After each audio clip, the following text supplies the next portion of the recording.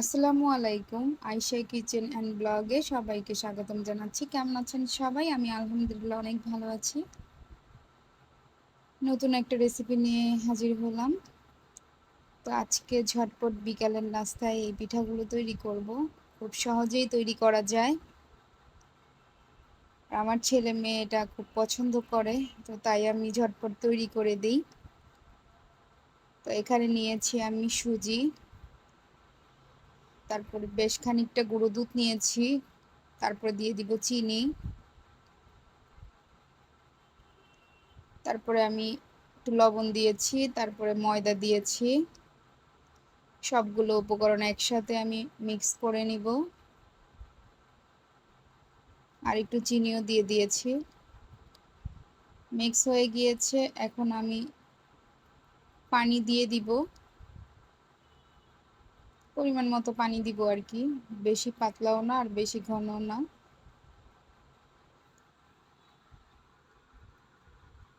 এটা আমি চুলা বসিয়ে দিয়েছি।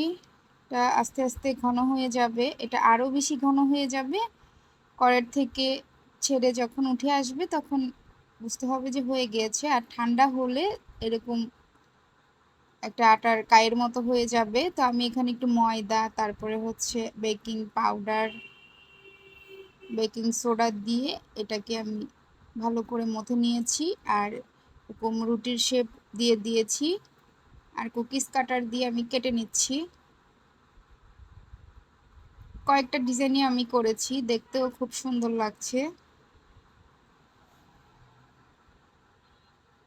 অনেক সুন্দর লাগছে দেখতে। এরকম পাতলা টাইপের হবে আর কি। এখন আমি তেলে ভাজবো।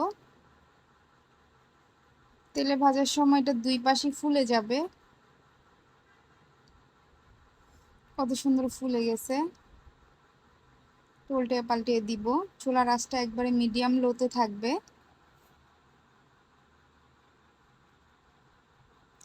এটা ঠান্ডা হলে আর ফুলাটা থাকে না, আবার চুপসে যায়।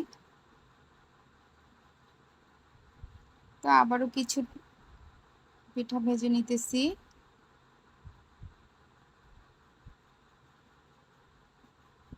এই তো আমার তৈরি হয়ে গেল বিকালের নাস্তায় ঝটপট কুকিজ পিঠা।